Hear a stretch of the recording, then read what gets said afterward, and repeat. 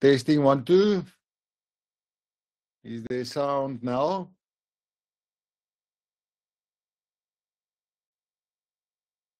Okay, cool. We've got sound on the website.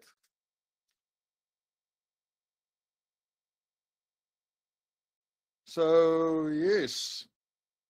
Unfortunately, yesterday was a public holiday. Or fortunately, not unfortunately. And we had to postpone the live Friday catch up for today. So yes, welcome. We got a few new members in this week into our website, so welcome to all of them. Welcome to the new members. I just want to get my list here.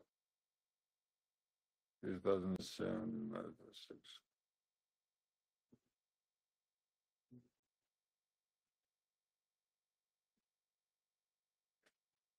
I had some nice notes going on here. Now they're all mixed up because I was trying to fix the sound.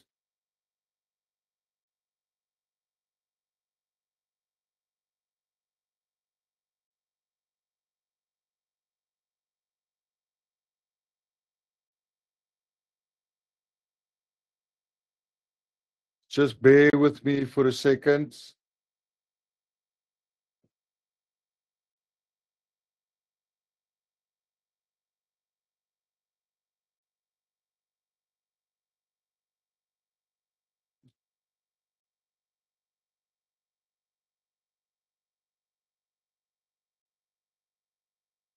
Oh, yes.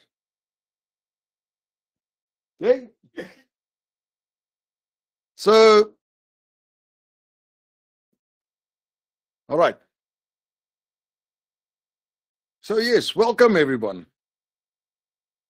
Yeah, sorry about yesterday. It was a public holiday. We closed a little bit earlier, so we had to.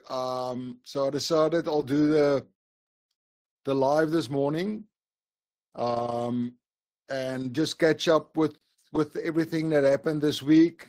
Give some feedback about the website, and it's been going well. We've been.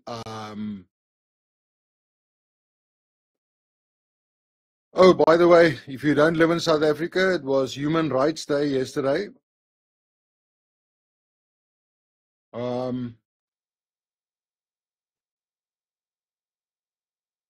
Yeah, and we've got a few new members on our website.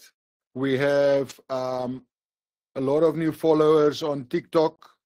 This is actually going live out on TikTok as well. So, hello everyone, and everything going well. I've been very busy loading content onto the website. And also busy with some online courses, which will also go be available soon as I finish them up.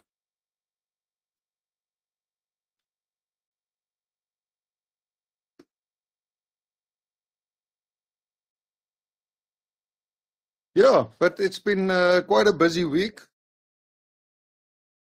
Not too hectic, just a few complicated issues. Or interesting issues, interesting jobs actually. And I just want to mention some of them.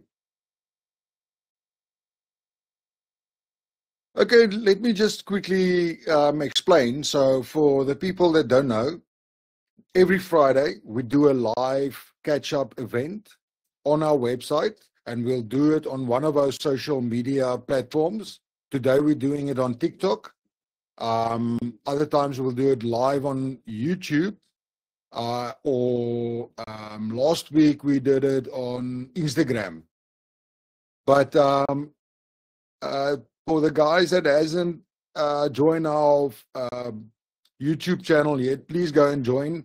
We still need a few followers to go live on there. You need a certain amount of followers before you can go live. I would like to go live on YouTube also as soon as possible. So please go and join and share our links there. I'm also busy editing more footage that can go onto YouTube. I am not the fastest editor in the world at the moment. I'm still learning that trade as well. So if there's anyone out there that knows someone that does editing that can maybe assist or show me in the direction of someone that can help us with editing, that'll be appreciated. But yeah, so that's the idea on Fridays. So we do a catch up. I do a catch up of what's been happening on our community website. Welcome new members. Just explain a little bit more about what we do on the website and what to expect for the coming week. I then also talk about some interesting jobs, and I take a few jobs that stood out for me, or even jobs that I decided we're going to make online courses about. And yeah, just catch up a little bit. Show face just more on a personal level than just texting and emailing. I think that's important if we want to build a close, like-minded community.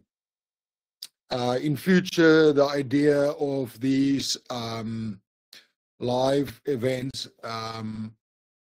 is to get members to join in with Zoom calls and have discussions with them and see how it goes with their journey in the auto electronics business, and maybe discuss some interesting things that happened with them during the week, or things that they are struggling with that we can assist them with. So that's the idea of that. So we can meet each other and everyone can see who is who in the zoo. Yeah, so that's the idea. And then well, that's basically what it's about. And then while we speak, you can go into the chat on the website, which is R&D Auto Electronics. The people that's on the social media platform here, you're welcome to go and join. It's for free. We've got different spaces. There's a diagnostic space, which is free for everyone at the moment. You join the website, you get the space of diagnostics for free. Then there's more premier spaces like ECU repair, key programming, instrument cluster repair, ABS repairs, a bit more complicated, a bit more advanced procedures, and community with a bit more that's a bit more advanced or with a bit more experience. But those spaces are is payable, so you pay for that. But in the meantime, please go and join the free space of diagnostics. There you can get advice when you fault finding a vehicle, or you need pinouts, or need some advice to test a specific sensor or anything like that. Just general diagnostics, or yeah, even advanced. So please go and join there. And yeah, if you know anyone in this industry, anyone that works on cars, if you're a mechanic or auto electrician, you should be part of this community. Go and share and invite as much as possible, and let's grow this community. And yes, okay, so enough about our website, enough about what this live is about. Let's get talking about some jobs that we've done, interesting jobs. So the first one that we got was from a customer that's in Kleinmond. He's got a Mazda 6 2-liter, 2007. He managed to burn out his ECU by connecting the jumpers up the wrong way, which is a common occurrence. And normally a fuse will blow, but if the fuse is too big or too strong, then that feedback goes into the engine control unit, which then can cause the engine control unit to die. He sent the engine control unit to a few different places, but it was quite a big short, so they tried to repair it with no success. He was referred then to us. We just gave it basically one look, especially after the people that worked on it actually did more damage than good. We then just called it and told them, look, it's not going to be worth it to try and repair this thing. So let's just get another one. Those issues are is a bit scarce. Was this the Mazda 6? Was it automatic? Yeah, manual. The Mazda is a GG model, LF4 engine. So that specific issue, this is what it looks like, and that's the part number. They are scarce, so we were struggling to find one for him. We were looking for about a week or two, couldn't find one. He was getting impatient, so I told him, okay, look, then help us.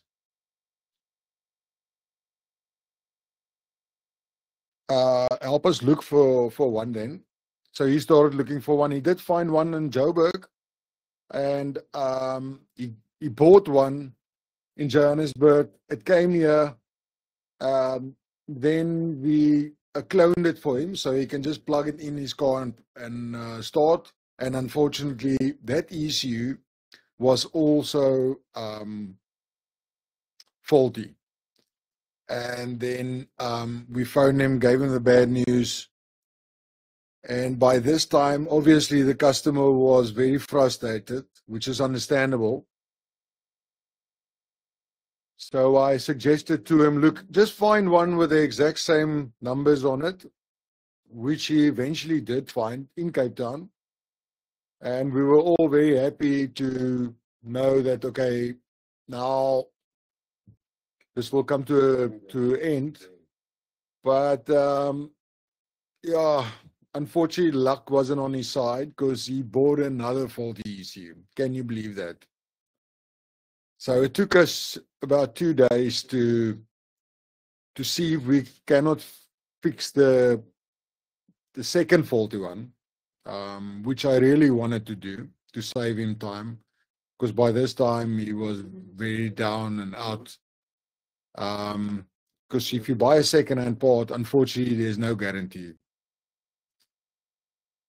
Depending also on the arrangement that you make with the breakers. I did make a social media post about this during the week. We can assist also if you're a member on our website to use some strategies to reduce your risk before buying an ECU. But yeah, we can discuss that at a later stage. Or actually, you don't have to be part of the community. I'll make a video of that and post it on YouTube at a later stage. But so what eventually happened, yesterday we finally called it and said, look, it's not going to be worth it to repair this existing one. He's going to unfortunately have to buy a third ECU. So that's where we're standing at the moment. Yeah, so that sometimes happens. Bad luck. So that was the one blind job. The other one was a job that's been coming for a while. A customer from Louis Trichardt sent us a ECU for a 2000 Jeep Grand Cherokee 4.8. It's actually a 4.7 V8. So this was also a complicated one, and it was difficult to explain to the customer how things played out, because obviously, let me explain the situation and you'll understand where I'm coming from. So he phones me, he says, look, his car's not starting, his immobilizer light is flashing, he's got a problem with key coding. What must he send me? So I said, look, send me your keys, your immobilizer ring, and your ECU, which he did. So when it came here, we first started doing the key coding because he insisted it was key coding. When we opened his immobilizer unit, because to program that specific one, you have to read the data from the immobilizer by opening it. When we open it, I realized that someone already worked on the immobilizer. So we thought, okay, let's just confirm that the software is fine, which we did. The software was working. I then phoned the customer and said, I can see someone already worked on the immobilizer ring. And he couldn't confirm that because he bought the car as a non-runner and he was trying to fix this thing up. So he doesn't know if someone worked on it before, or at least he didn't send it to someone, but I could see it wasn't working. It was worked on. So we came to a conclusion that must be the problem, because the transponder was reading, the software of the key was fine, the key was coded to the ring. So the only thing that was left is that the immobilizer ring was faulty. So the customer asked us then to do a bypass, which just made sense. And which I went ahead and do. So you bypass it by doing it through the engine control unit, by deleting the immobilizer part of the out of the memory of the ECU.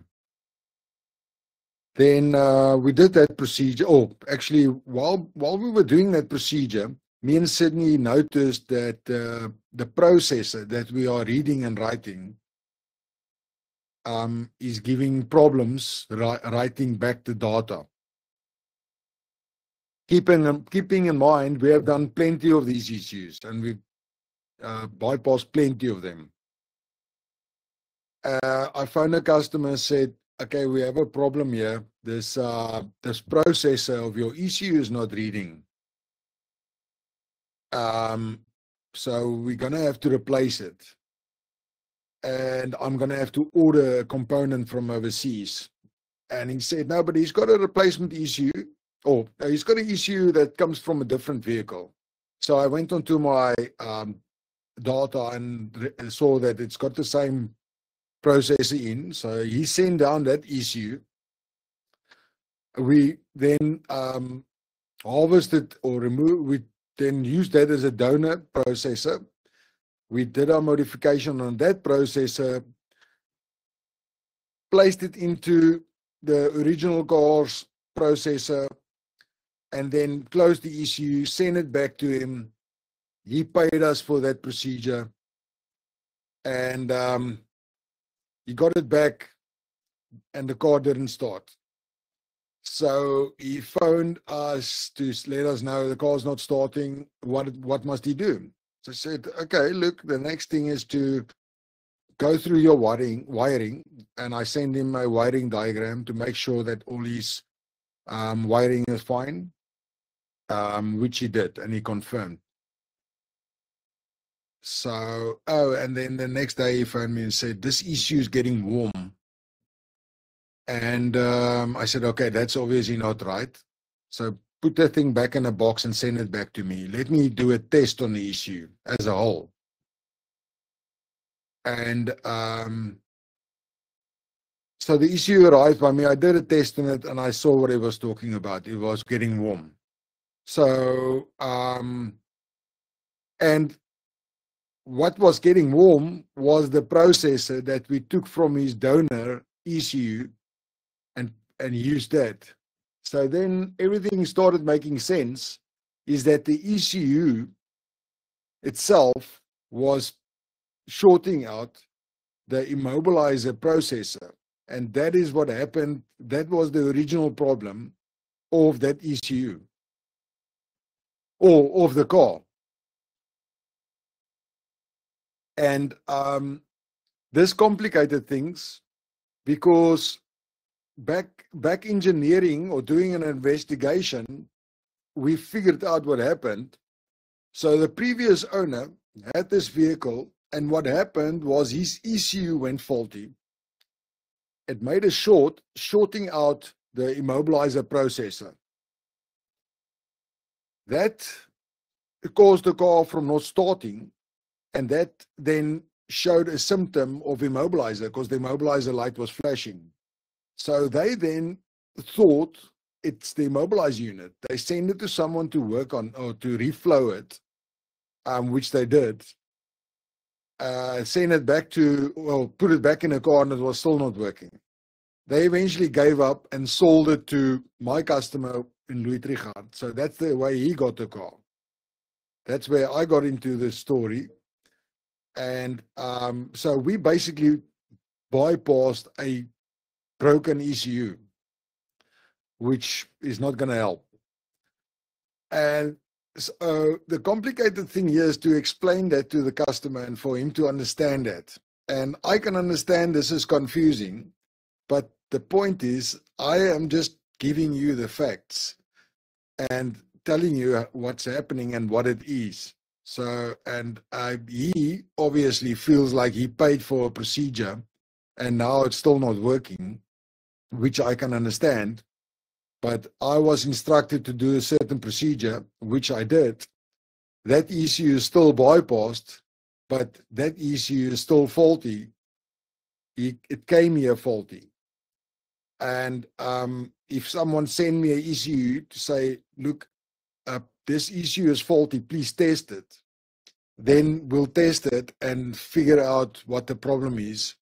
So that's a different procedure, and that's the whole different setup that we go into. But if a customer send us a ECU to say bypass it, we're going to bypass it, assuming that they have done all the proper testing.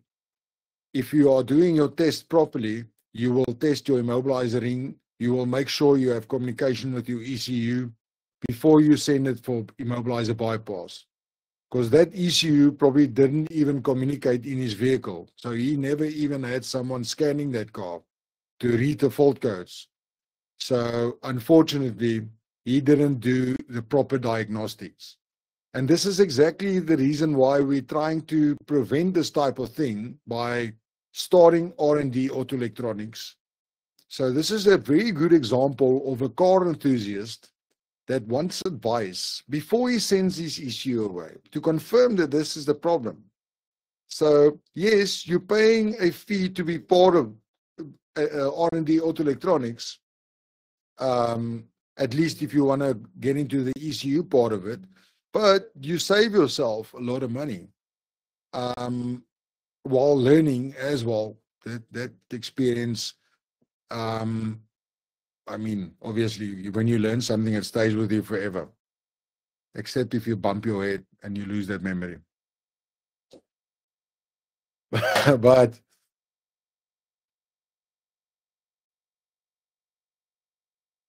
yeah, so that was a difficult. So I had to phone this customer and tell him that, shit, bro, your ECU is dot. And he was not happy, but it is what it is. We're looking for another one for him. We will probably do the bypass on the second one for him, because I can only program those two things together. Or I can program it together on the bench. It's just an expensive procedure. So if you find him a second ECU, there's two things I will do to assist him, seeing that he's been going through this traumatic experience. We'll either bypass his new ECU for a discounted price to accommodate him, or we will send him the stuff and try and find him someone close to where he lives and explain to them the procedure that they have to do, if they don't know it already. It's not that complicated on the Jeeps. I think that's fairly common knowledge. But that's also the type of procedures that you will find on our website. But in any case, okay, enough of Mr. Louis Trichardt. Very nice guy. Tried to help him, but luck also was not on his side. So I thought, let me mention that job too. Something more friendly. Oh, not friendly. Not friendly is not the word. Something more positive. Oh, okay. So between Neil and Sydney, also are moderators. Very important players here by Bell City Locksmiths. We managed to repair a very common problem on diesel pump VP44. And it's something that we've been working on for a while. And they successfully repaired it. We've got about 10 of these modules that we have to repair. We managed to repair 2 so far successfully. Both passing all the tests. So we wrote a protocol to do that repair. And that, that protocol will also eventually be added onto our website. I think we have a separate diesel pump space. I can't remember. Otherwise, it will just be under courses, collection of courses. Yes. Yeah, no, there's no, it won't be in its own space. It'll be under collection of courses. So go and, yeah, wait for that for a while. We need, that's going to be a timely admin putting together online course. So yeah, be patient with that one. That one is coming, but that's going to be a big one. VP44. Look out for that one. And then finally, the last one I want to quickly talk about. So also, it's a common issue with these instrument clusters. So this is also coming from a bike shop. We have done work for them before. Also very nice people here. I think they're based in Parow, in Cape Town. This is from a BMW G650X Challenge. So they have a common issue where they just die. So it's not coming on at all. I have fixed some of them before where I made notes of where the problem lies. But in this case, it's not the same with this one. So I'm still doing some fault finding to figure out where this one's problem coming from.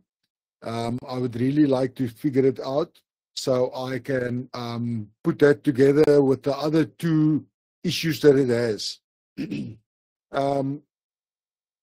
Normally these components gets built in Germany, but BMW outsourced this to BUR. Is it SUR? It's a company in Italy that manufactured this for BMW. So I think they slipped up a little bit with their quality. Yeah. So BMW, look out, or at least speak to these people about their quality. You can't have your customers buying a 650 and after 5 years, the instrument cluster go dead. There's already a problem of people stealing these things. We can't afford them dying on us as well. So yeah, that was the other thing I wanted to mention. Interesting job coming up this week. I've got a Triumph Explorer. First time ever I have Explorer with the ECU issue. So that's going to take me some time to investigate that. This is the ECU for it. Key coding is fine. It uses a 7936 transponder. The key coding is fine, but what it's not doing is sending a signal to the starter relay. Or actually to the ECU relay. This issue is switching on partially. So there's communication with it. No fault codes. But as soon as you switch on the ignition, it's supposed to switch on a secondary ignition or the relay. It sends an earth to the ECU relay, which is not doing. The problem with these ECUs, they're sealed, so it's going to be a difficult one to figure out.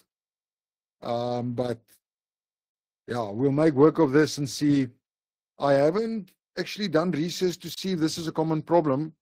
I doubt it, because it's the first time I've had it. And these triumphs have become very popular in South Africa the last few years.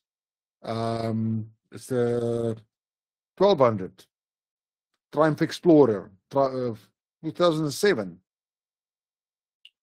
And this issue was flashed in 2014 by the dealers. So I need to still go back and see some, if I can get a service history on this vehicle. But in any case, listen, guys, this is enough for today. Thank you for all the support. Thank you for all the new members on TikTok. And please go and join our YouTube channel. We need more followers there, so we can go live on there as well. Thanks for watching. Share, subscribe, and yes, have a nice weekend.